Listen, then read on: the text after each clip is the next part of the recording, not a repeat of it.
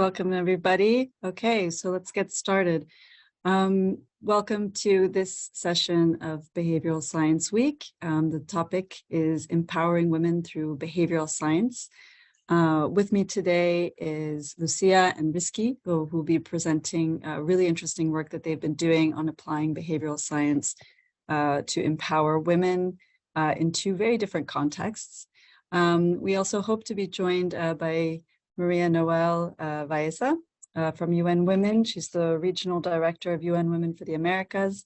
Hopefully she'll be able to join us to make some remarks throughout the session. I think that it's just important to start by highlighting the importance of this topic. Empowering women is overall one of the principal sustainable development goals of the United Nations as a whole. Many UN entities are dedicating a lot of time and effort towards achieving this SDG, and it is also fundamental to achieving numerous others, not to mention the attainment of human rights for over half of the population of the planet. So the application of behavioral science to this particular area is of great importance. And I think that it has a particularly useful in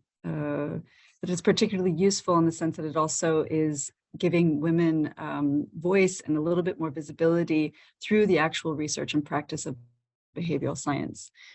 So without further ado, let me first give the floor to Lucia. And maybe just to introduce myself, my name is Claire Hobden. I work for the International Labour Organization, and I'm applying behavioral science, and I've also been working with Lucia. I've also been working with the UN Innovation Network through the UN Behavioral Science Group, which is helping to connect UN staff and others to share thinking and experience around behavioral science. There are over 1,000 members currently and over 60 UN entities that are represented across 110 countries. And if I understand correctly, we are still growing strong. We've been collaborating also to contribute to the growth of capacity of the United Nations to apply behavioral science. The Secretary General of the United Nations 2 years ago issued a guidance on behavioral science that was particularly useful in framing the ways in which UN entities could apply behavioral science to help accelerate progress towards the SDGs. This was followed by the development of a practitioner's guide on behavioral science that the UN Behavioral Science Group strongly contributed to drafting, and that I encourage everyone to take a look at. And of course, all of this is taking place within the framework of Behavioral Science Week. I hope you can take a look at the agenda. There are many interesting sessions this week. So with that, please note that the chat for this session has been closed, but you can ask your questions in the Zoom Q&A. Please put your questions, whether specific or general, into the Q&A, and we will try to answer as many of them as possible. In the meantime, I see that we are joined now by Maria-Noel Vaeza. We're very happy to have you with us. I have already introduced you, but I'll go again, the Regional Director of UN Women for the Americas. I understand you have some opening remarks for us. We would be more than happy for you to share them with us now. Thank you. Thank you very much. And I'm sorry I had some problems connecting, typical. So I'm very, very pleased to be here with all of you today. Thank you so much for the invitation, and also for acknowledging that, well, we are doing some innovations in the Latin America division of UN Women, and I would really like to share with all of you today. I am convinced that using behavioral insight is key in our efforts in transforming structural, cultural, social, political, and economic inequalities, and ultimately for us in the gender responsive achievement of the SDGs. I stress this because the SDG cannot be achieved without putting women at the center and ensuring gender responsive and evidence-based approach to inform the design, implementation, evaluation of our policies and programs. How do we transform behaviors to enable gender equality? And this is what we are working on. Essentially through the lens of behavioral science, we need to pay special attention to the social, psychological, and contextual factors that influence how women and men think and act, and identify the roles and behaviors perpetuating inequalities and gender gaps. We cannot change the complex problems of the world if we only look at external causes and barriers to women's empowerment and not the internal constraints that have substantially influence over women's and men's decisions. It is time to complement our efforts and apply behavioral science to design policies and programs that contribute to accelerate gender equality. And for this, it is essential to place women at the core of behavioral research. We are at the crucial juncture to foster behavioral change among individuals and disrupt entrenched roles that predominantly influence the decision of women and girls and men and boys, because gender equality is something we are creating or hampering together. Globally, institutions have made progress within the field of behavioral science, particularly in producing knowledge products and generating programs, projects, actions that are targeted at policymakers, aiming to convert knowledge into tangible outcomes. The UN Innovation Network, through the UN Behavioral Science Group, is a driver in this work, and I want to recognize the amazing work that Mary and her team are doing. The Inter-American Development Bank developed a fantastic study on improving women's victims and survivors of violence access to essential service, and the World Bank developed the behavioral approach to address gender inequality in economic opportunities in 2022. In Latin America, UN Women is boosting innovative approaches and leadership, leveraging social innovation for gender equality based on behavioral insights and human-centered design to inform innovative advocacy and stakeholder engagement. For instance, a mandate for gender equality and empowerment of women and girls often encounters a challenge in working with men and transforming their behaviors to achieve equal society. Through the Spotlight initiative that generously the European Union had provided to the UN to eliminate violence against women, we team up with a behavioral insight team and develop the study engaging men in preventing violence against women and girls to prevent and reduce the violence against women and girls in our region and improve people's lives. The evidence shows that there is generally more awareness and discussion around equality, violence against women and girls, masculinity, and gender dynamics. Men are noticing changes in women and relationship dynamics. In particular, women are becoming more empowered to speak up and stand up for themselves. Even though harmful gender stereotypes are still prevalent, men are more careful about what they do or say because of increased social sanctions. Additionally, in an online randomized controlled trial with 5,000 men in Bolivia and Guatemala, we tested messages informed in the behavioral science that encourage men to intervene in cyber violence situations against women. 3 of the 4 messages increased the intention to intervene to stop the perpetrator. Behavioral insights suggest that data and transparency can change behavior. In this sense, we need to find ways to use the statistic collected on gender equality in more efficient way. For example, to reduce the gender pay gap. It is indeed possible to shape norms and practices in our social structures, but we need to include in our work streams, experimentation, piloting and prototyping, and investment in inclusive innovative. It is crucial to disrupt habitual ways of thinking and doing business through critical thinking, reframing, and context shifting. At UN Women, we genuinely believe in behavioral science and that has the potential to facilitate the achievement of Sustainable Development Goals for a more inclusive and equal world. I look forward to discussing further with you during this panel. Thank you. Thank you so much. Thank you for those wonderful and inspiring opening remarks. I think UN Women has really set the standard for applying innovative methods to women's economic empowerment. And now we will turn to our two practical examples of how behavioral science has been applied. The first, I'll invite Lucia Ferreira to turn on her video. Lucia is a postdoc student at the Neuroscience Lab at the Universidad Torquato di Tella in Argentina, and is also a UN Innovation Network Fellow who's been working with the ILO in Argentina to formalize domestic work. Lucia, you have the floor. Hi, everyone. Let me share my slides.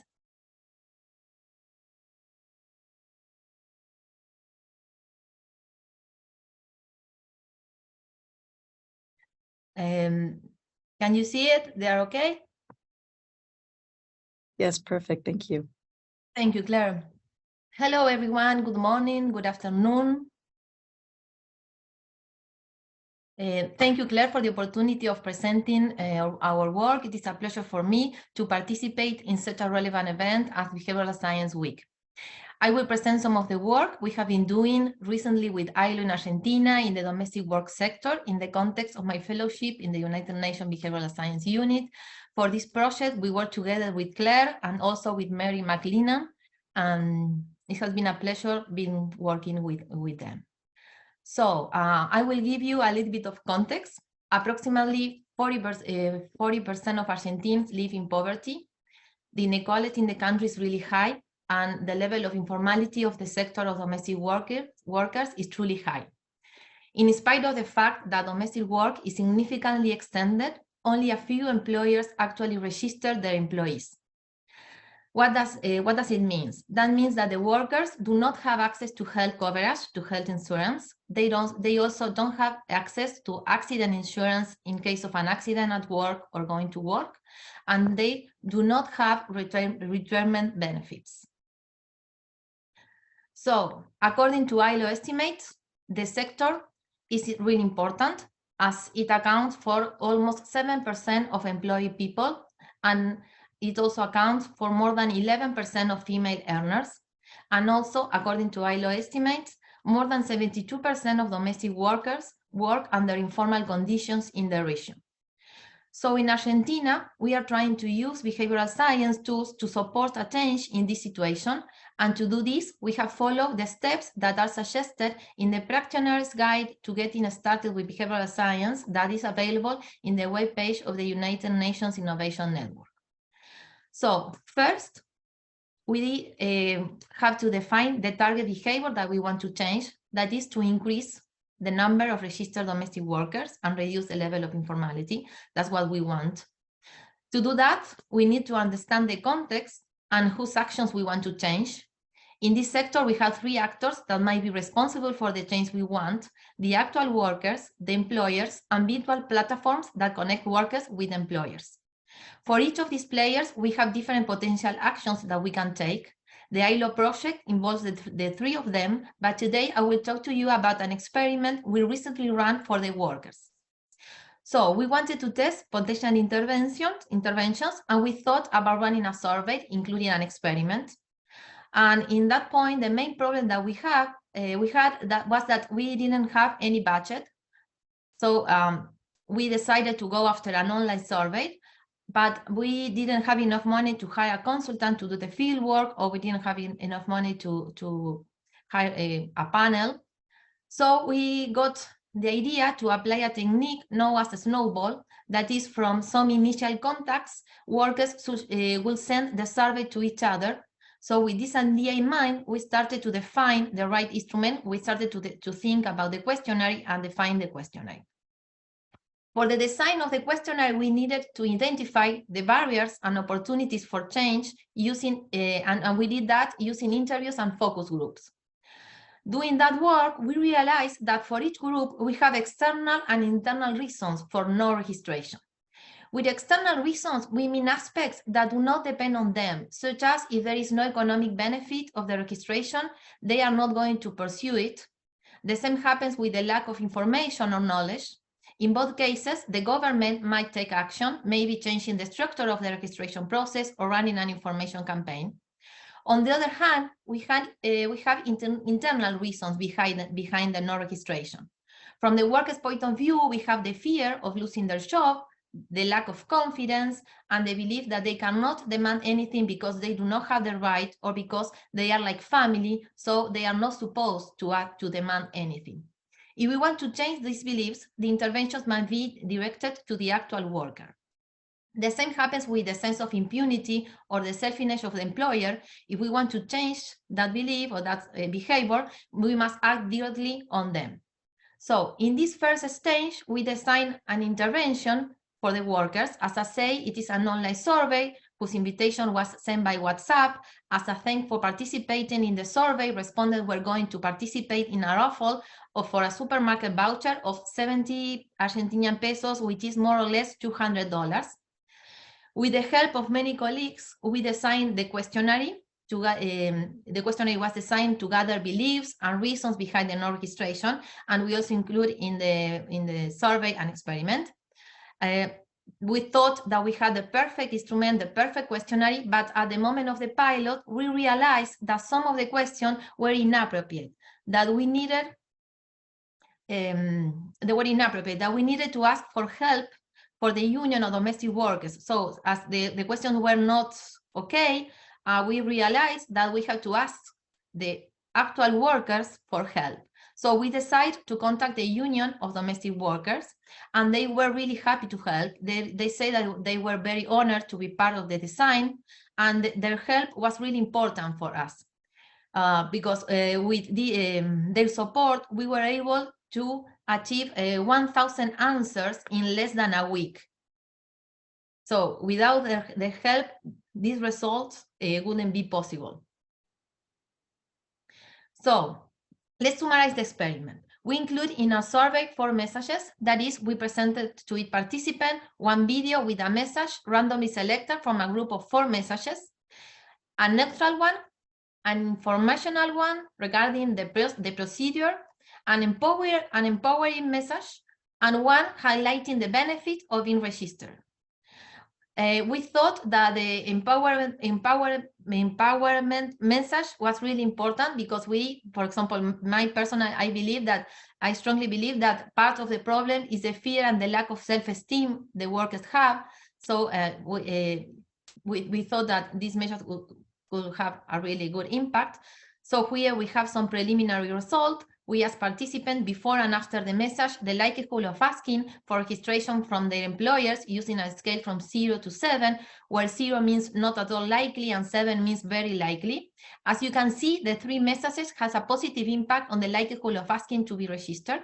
In the 3 cases, the difference is significant. So these are preliminary results, because we just finished the survey, but for now we have found 3 possible effective strategies.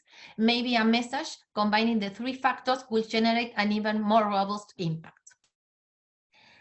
Thank you so much for the opportunity. Thank you, Lucia, for sharing those exciting results. And just for the sake of the audience, these are very fresh results that just came in the last couple of days. So we're still exploring the meaning of these results, as Lucia mentioned. But I was hoping, Lucia, maybe you could just tell us a little bit what, as a researcher, you've been working in academia, what about this experience was new to you in engaging directly with the stakeholders? I think that it was a very rich experience, because with the stakeholders, you mean the workers, no? Yes, it was a really nice, really enriching experience, because from the desk where we usually are, we do not realize many aspects and many things, how the realities could be so different. So I think that in any research, it is really, really important to have contact to work with them in the same team. So we help each other, and I think that the results will be much more richer. Great, thanks so much for that. And I just wanted to also point out there was a question in the Q&A to clarify that these are about 90% women who are working as domestic workers in Argentina, if not more than 90%. So we really are looking at a predominantly female workforce. Okay, so let's turn now to our second presentation. Rizky Ashvina is a social systems researcher at UN Global Pulse at the Pulse Lab in Jakarta. Rizky, could you share your screen now and walk us through your experience? Okay, so just to clarify, I cannot start the video, or like cannot turn on my camera. Something you can help with. Okay. Wait, now I'm sharing my screen. 1 second. Can you see my screen? Perfect, thank you. Okay. So yeah, good morning and evening to all of you, wherever you are. As for me, I'm dialing in from Jakarta, and it's already evening. So thank you so much for joining this panel. My name is Rizky Ashvina. I'm a social systems researcher here at UN Global Pulse in Jakarta. And for those who may not be familiar with us, we use research and data innovation for sustainable development and humanitarian actions. So today I'm going to present one of our works that focuses on unearthing qualitative data using the combinations of human-centered design and behavioral science that hopefully can be a source of inspiration for empowering women through behavioral science. So in 2020, we actually collaborated with UN Women to research on the gendered impact of COVID-19 on micro and small businesses in Indonesia. In that study, we found that the use of digital tools, including like digital platforms, online marketplaces, social media, messaging applications, they have become a key coping strategy for women business owners to keep their businesses afloat during the pandemic.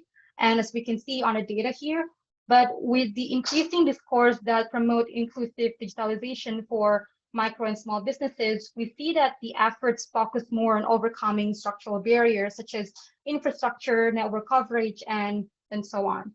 We think that these are very important barriers for inclusion, but we believe that the efforts should also go beyond overcoming these barriers. So in this Beyond Sticky Floor study, we found that the most salient barriers are actually the behavioral ones that are oftentimes overlooked, specifically among women necessity business owners. So when we talk about women necessity business owners, they are micro and small businesses run by women, usually in Indonesia and Southeast Asian countries. They run small stores or street vendors in front of their homes. And the primary reason for them to run this business is to meet their ends, and also because of the lack of opportunities in the formal job market. And looking at these behavioral barriers, we believe that these are what actually prevent them from accruing the benefits of digitalizations. So with that motivation, we are driven by the statement. So how might we support women necessity business owners to overcome behavioral barriers to utilize digital tools for their businesses? So when we deep dive into our qualitative data, we combine human-centered design as our methodology and leverage behavioral science principles to identify opportunity areas. As you can see on the map here, our target participants were spread across urban areas, major cities in Indonesia. And one thing I can say about this study is that what makes this study different is that we employed behavioral science not from the onset of this research project, but in the middle of the research phase. So after we were almost done with the sense-making process, and before when we preparing for the ideation workshop, and this is where behavioral science principles were employed to help us identify opportunity areas. And you might be wondering, like, why do we have to use two different methodologies, like human-centered design and behavioral science principles? So from the human-centered design standpoint, we were able to understand that among our respondents or target participants, we found 3 behavioral archetypes with their own sticky floors, as you can see on the screen.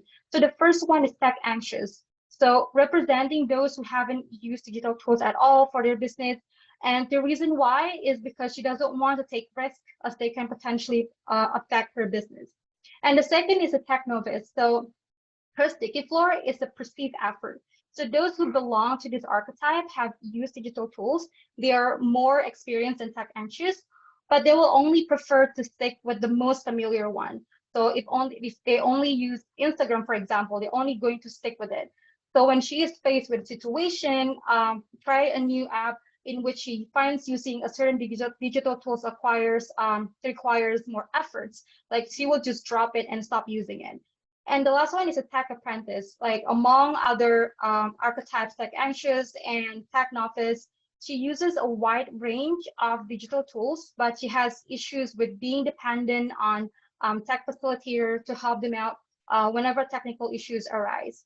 And there's another reason why we use human-centered design. So besides understanding their behavioral barriers, we were also able to uncover that their journeys and or digital capabilities are actually not linear. So from understanding their behaviors and what's next, what does it mean? So this is when we actually leverage behavioral science principles. So we see here tech anxious, they tend to follow what others do. So in her situation, if she listens to negative stories about digital tools, she will follow what her peer groups or friends believe. So understanding the characteristic of a tech anxious, we utilize social proof to amplify positive stories on digital tools. And when we try to understand further these principles and how that it fits with their characteristic, we understand like how social proof is about how we want to be like everyone else. And our tendencies is actually influenced by what we perceive everyone else is doing. And the problem with tech novice, the second, is that when she makes a decision to drop the tools or stop using digital tools, she overlooks the potential benefits that she can accrue for her businesses. And this behavior is actually aligned with the opportunity cost neglect. So they tend to ignore what they give up when they make decisions. So based on this fact, we utilize this principle to design ideas to inform them about the alternate success stories if she stayed and kept exploring the tools. So we're trying to provide her information, like if you leave these digital tools, what kind of benefits that you will lose to your business. And the last one is on the tech apprentice. So we utilize gamification to help her learn the troubleshooting on her own in a fun way, because we believe that it can be a way for her to boost her confidence and to convince her that they can actually rely on themselves and navigate through technical issues that might arise whenever they use digital applications. So based on the sticky floors and utilize behavioral principles, we come up with potential design solutions. As you can see here, like three columns. So the first one for the tech anxious, we know like they tend to listen and be influenced by the surrounding. So we come up with a concept called neighborhood offline campaign. So through this concept, we believe that it can amplify positive stories about the use of digital tools. And for the tech, for the second archetype, we designed this concept called future business possibilities that can provide information on the necessity business owners about potential scenarios, what will happen, or the potential benefits, what will happen if you leave the digital tools, or what happen if you stop using this applications, and how that it can actually help your business process. And the third one is troubleshooting. So troubleshooting learning games. So we know like this archetype or the tech apprentice, she is not confident about herself. Like she tends to rely on tech facilitator to help her navigate through technical issues. So through troubleshooting learning games, we design a fun way for tech apprentices to learn on how to be self-reliant on themselves rather than tech facilitator through gaming, or like how whenever she tries using digital tools, and then she's able to navigate or overcome the problems, and then she will get a point and then climbing the leaderboard. So that's the kind of way that we think can help her overcome her behavioral barriers. So of course, I need to underscore this, that I have to get ahead of this, that these are not the only solutions. These are what actually the research team came up with. And when we use this behavioral science principles, it was actually part of our experimentations of using behavioral science in our work. So that's it. Thank you so much for the time and attention. If you want to know further about the insights and the process, how we leverage and employ behavioral science principles, you can access our report on our website. So now I'll give back the time to Claire. Thank you. Thank you so much, Rizky. It's really fascinating work that you've been doing there. I do have a follow-up question if you want to just put your camera on for one more minute. I am curious to know a little bit more about how you were able to combine this human-centered design approach and the behavioral economics, and any lessons that you drew from that, if you could just answer briefly. All right. So maybe I'm going to share my screen again so I can show you like the process of how combining behavioral principles and human-centered design. 1 second. So if you can see here on the screen, so wait, I have to start. Yeah, so this is actually the human-centered design process. So you see like there are 2 diamonds here, and our usually when we use human-centered designs or the current practice of using human-centered design, the process is like end-to-end from the research phase to prototyping phase. But in the Beyond Sticky Floor, we just focus until the ideation phase. So you can see like the yellow bar. This is where we actually leveraging behavioral science principles. So we use the human-centered design from the beginning in designing the research and during the synthesis phase. But after we were almost done getting all the insights, we use behavioral science principles to form how might we questions that could design the opportunity areas. And then after we, as you can see here on the right side, there are several questions. This is after we understand what kind of behavioral economics principle that we can leverage. And then these questions, we brought them in an ideation workshop with the team, and the larger team at the lab. And then we try to provide a room for everyone to think of as many ideas as possible, how we can actually overcome the challenges faced by each archetype. So that is actually how we do it. But during the process of getting all these how might we questions, we use this framework. It's from the Bridgeable behavioral design framework. So we use this to come up with the questions. So we start from the sticky floors. We know like each archetype, for example, tech anxious, or we know that the barriers she's facing is that she doesn't want to put risk at her business. She doesn't want to try digital tools. And then what kind of challenges or intended behavior change that we want. And then we want we want them to try a new digital tool. We want them to encourage them to try a new tool. Like this is actually helping, having the potential to help your business.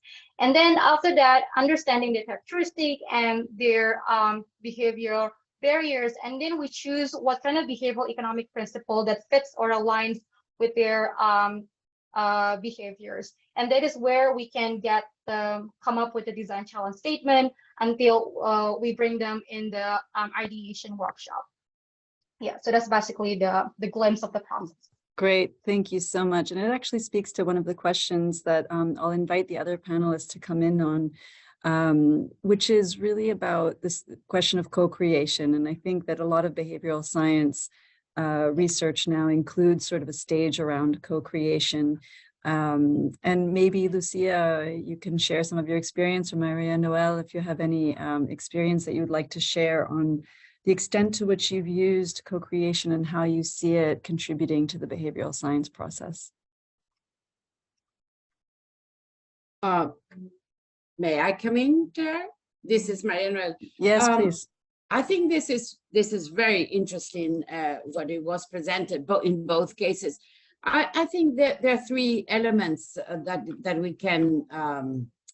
we can refer to. One is how to use these examples to inform public policies and to convince those who have to enact the public policies that it's important to have a human-centered understanding of the behaviors. I think it's fantastic that the concept of sticky floors, so we use it, the concept of sticky floors, we use it for those who are in extreme poverty that cannot really get out because of lack of education, because, you know, they were raped, so they have children, you know, things like that.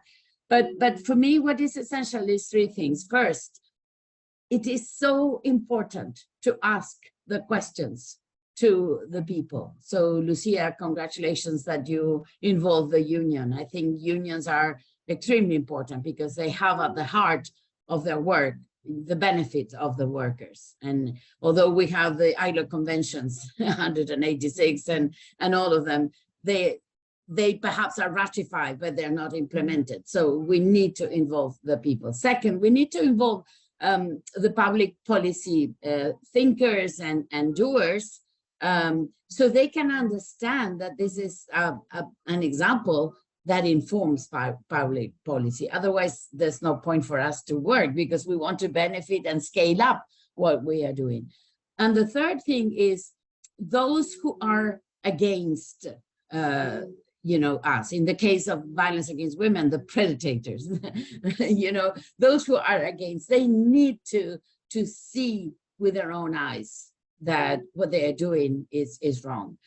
So I think if we have these three things together, it would be fantastic, and only the UN can do that. Thank you. Absolutely. I think those are fantastic reflections, and certainly in Argentina, we are trying to see how to integrate some of these findings into the policy-making process. In the first iteration of the research, we were working very closely with the government, and now also are seeing how to work with them to integrate some of the findings that will come out of this research when it's done. And I'd like to also build off of that and ask Lucia to maybe say a few words about yes, any experiences of co-creation that you've had, maybe speaking a little bit to the work that has been done with the digital platforms in Argentina on domestic work. Thank you, Claire. Yes, we have been also working with ILO Argentina with a platform that connects employers with employees in the domestic work sector. And in that case, we are working with the private sector, with solvers, which is the platform. We are also working with people from the university who run the research, and we are working with ILO, and we are also trying to contact the policymakers, so the people from the government. Now in Argentina, the instability is really significant, so we are working with that. But we have a very good experience. If you, in case you want to know more about it, you can connect me. But we are doing a really good work, working all together. And I think that it is essential that we all work together. I cannot imagine a good research or a successful research without working with all the parts involved. Because if you design a policy that is not going to be accepted by the private sector, you will not have good results. If you design a policy that is not adequate to the needs of the employees, it is not going to work. So it is essential, I think, to have all the opinions and to work all together and to find points in common. So everybody wins. And that sounds like a very good summary of what I think a lot of UN agencies try to do, working together with all the stakeholders, including those on the ground and those policymakers. I want to turn now a little bit to something more technical, which was one of the first questions we got around the fact of measuring behavioral intentions. So I think the question relates, first of all, to how behavioral intentions are measured, and secondly, if it is a good measurement. I don't know, maybe I think the question was probably originally directed at Maria-Noel. If you'd like to take that, or otherwise, if Lucia or Rizky, you have any thoughts on that? Well, intentions are critical, right? To start a research or to start a program. In our case, it was violence against women. It's so prevalent in Latin America, and what is it that we have different that other continents don't have that we have to face this? So I do believe that intentions are critical, but the principles of behavioral economics are also very important to bring them back to the table constantly. But as Lucia said, if we don't hear those who are suffering the problem that we want to change, it will be difficult to advance. I think that what we have evolved as UN is the multi-stakeholder approach. And let me give you an example of why I am here in New York right now for a couple of months. We have an enormous initiative in Young Women called Generation Equality. It is not Young Women Initiative anymore, it's multi-stakeholder. And what I like about this approach is that we define together the problems of how to get to a generation that is really, thinking in terms of equality. We defined 7 problems. Of course, the first one is ending violence. And then we invited, the different constituencies, governments, civil society, private sector, to be together and make together joint commitments. And that, for me, is the secret, to have a dialogue, because perhaps we have the same perceptions, perhaps they have with the same intention, but we are not looking at the problem with the same lens. So that's why we created a blueprint and targets. Of course, the targets are 40% the Sustainable Development Goals targets. But what it is for me amazing, and I am amazed to sit in this meeting and listen to them, is how to reach to this common commitment makers that can really change situations. So, bear with me, because we are going to, I'm sure to get to hear more. And I think this is the new way of working that we have to embrace, academia, private sector, civil society, but also governments, because nobody can beat the Sustainable Development Goals or implement them on their own. So we have to embrace this multi-stakeholder, these joint commitments, its collective commitments, and sitting the private sector and civil society is not easy. And sitting civil society and the government is not easy, but that's the way society's evolved. And it's so exciting to see that the UN is embracing this, that we are not producing projects in desks anymore. This belongs to the past, and it should belong to the past. And this is why behavioral insight, behavioral science is so important to understand the behavior of all parties. Thank you. Absolutely. It's a wonderful way to bridge what's happening at the highest policy levels and what's happening on the ground.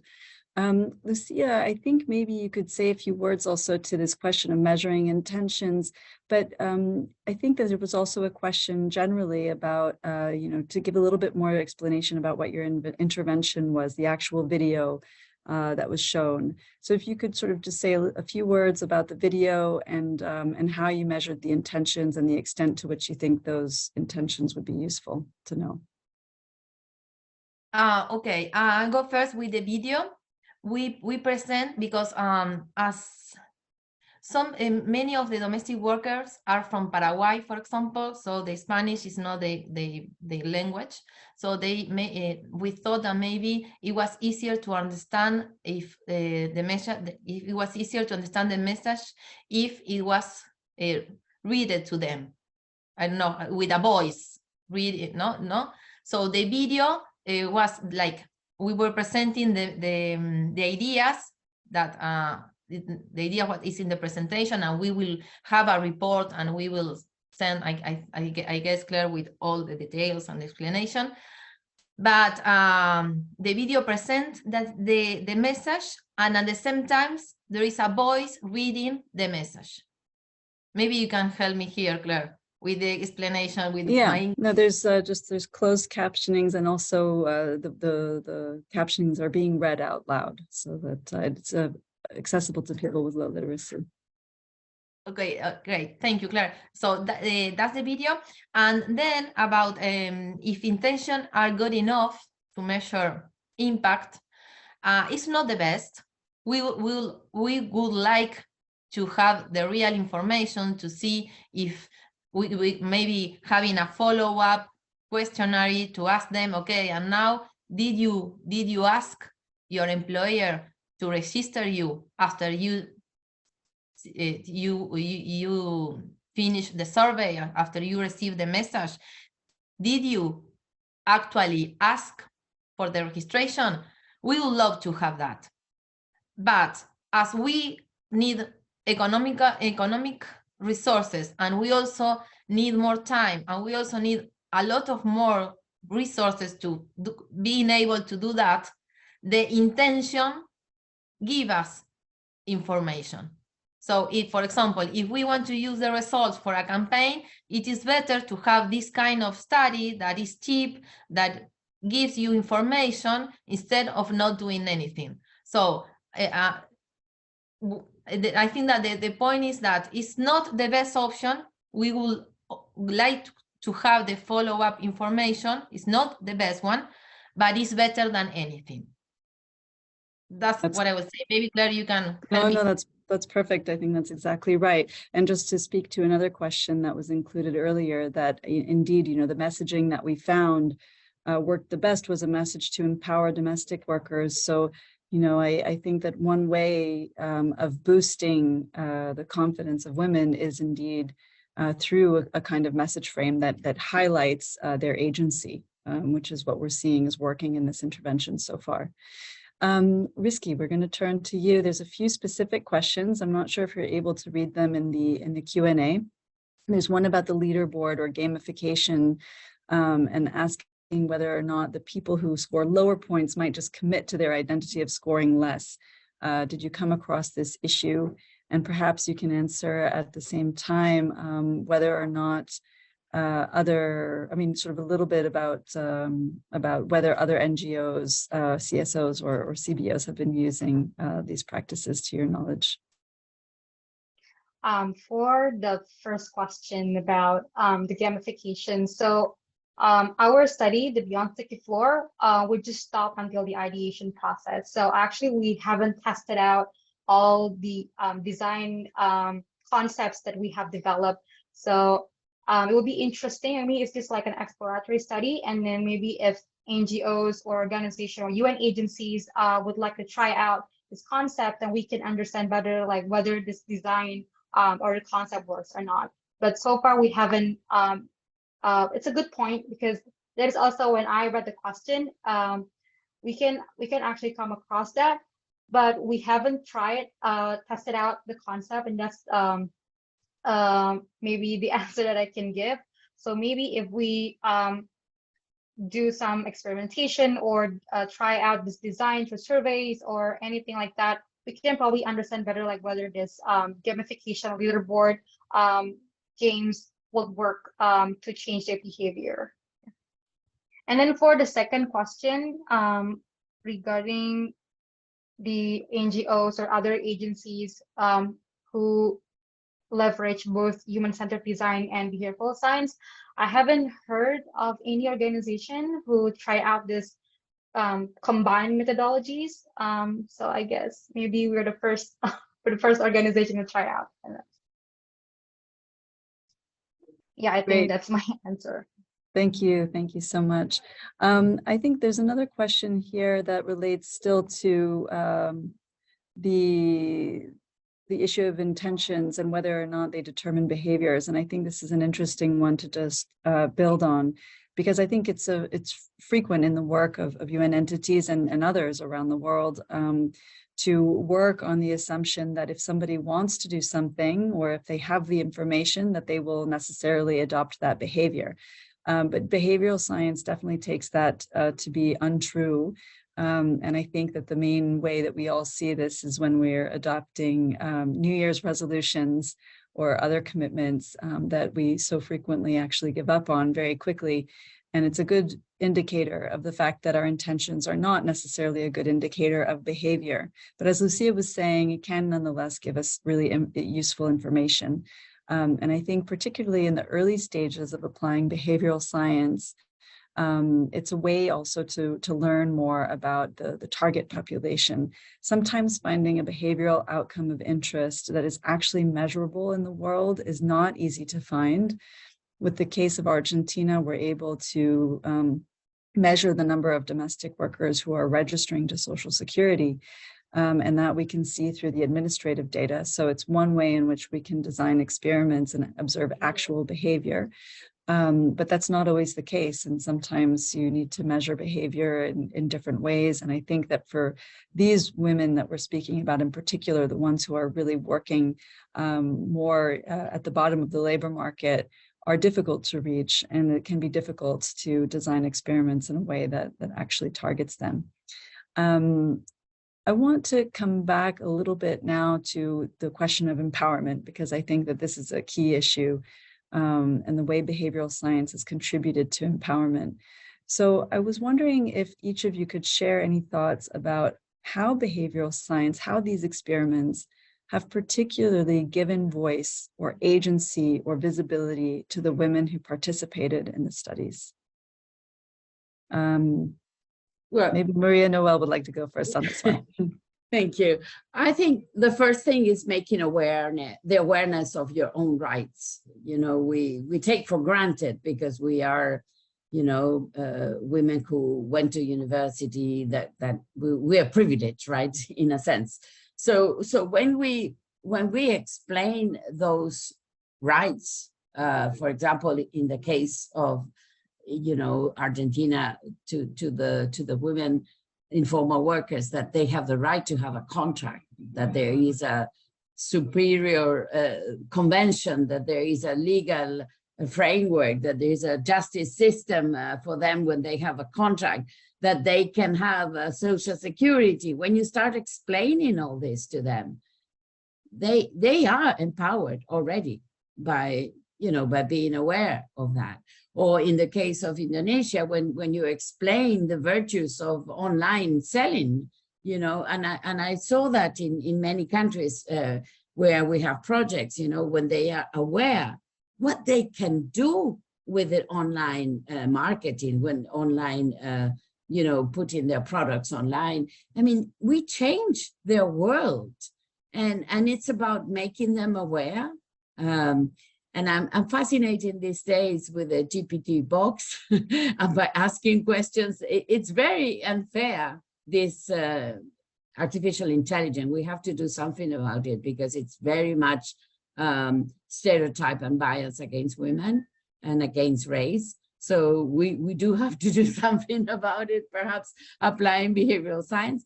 But I think the awareness is the first aspect, and then make them, when they are aware, they are empowered and they are willing to participate. That's the general rule. It's very, unless it is a woman that has been in psychological violence for a long time, it's very difficult for them not to transform themselves and their communities. Don't forget about that, because it's not just a woman that we are changing, we are changing the community as well.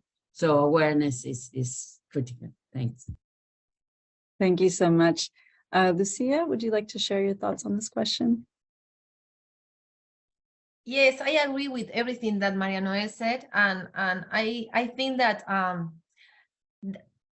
the experience that I had when I interviewed them, it was, okay, you are looking at me, you care about what I have to say about this questionnaire.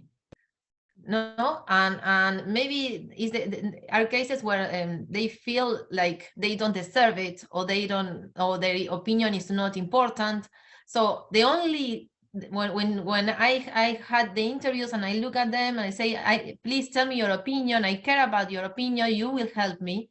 And that sense of community, as Maria-Noel said, that we care, they care for each other, and you belong to something bigger, and you are not alone.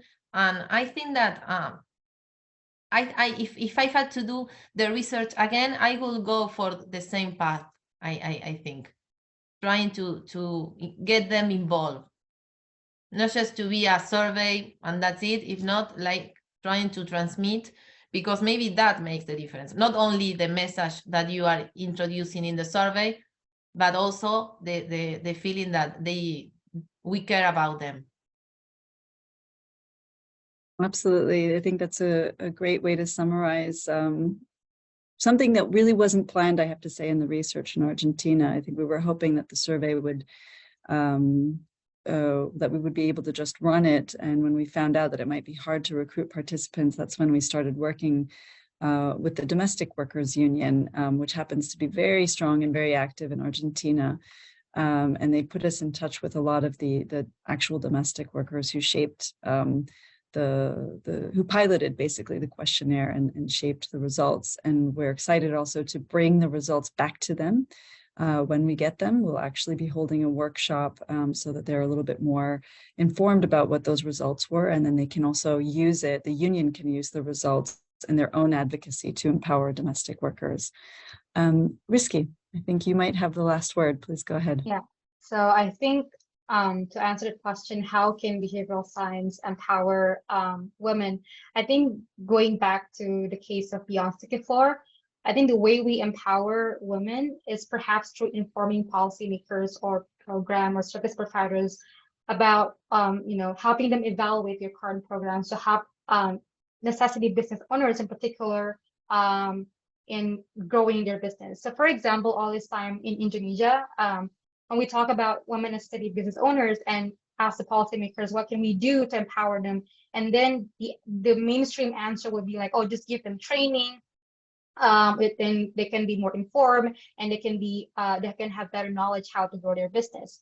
But the question is like, do the training materials cater to what they actually need? So through this study, we actually target the audience to service and training providers. So informing them to make a better program that could at the end can help women as city business owners grow their businesses by understanding their behavioral barriers. So for example, like knowing that the tech apprentice the second the second archetype, we know like when they try a new digital tool, they will like, oh, it requires more effort. I don't want to put in more efforts because I have to juggle between domestic work and also running my business. So providing like a feature in their learning program, for example, to provide them information about their business scenarios, what they can actually accrue, what benefits they can actually accrue from exploring digital tools, it can actually better empower them to make decisions for their business. I think then by that we can actually empower women necessity business owners and maybe women in general who run their business economically. So I think that's my answer. That's great. Thank you so much. We're coming to a close now on this session. I really want to thank all the panelists for giving such a rich conversation really about this intersection between behavioral science and probably one of the most valuable areas of application, giving voice and visibility to the women around the world. Just as a reminder, I think the presentation, this has been recorded. There's some links in the chat where you can find key resources, and encourage you to join the UN Innovation Network Behavioral Science Group if you have not already. We have a lot of different meetings and share information, and I think it can be very useful for people who are interested in applying behavioral science for the first time. And thanks very much to Mary and Johanna, who are in the sidelines today, who have helped put this week together as well. So thank you, everybody, and I hope you enjoy the rest of your day, morning, evening, wherever you are. Thank you so much, Claire. Bye-bye, everybody. Thank you so much.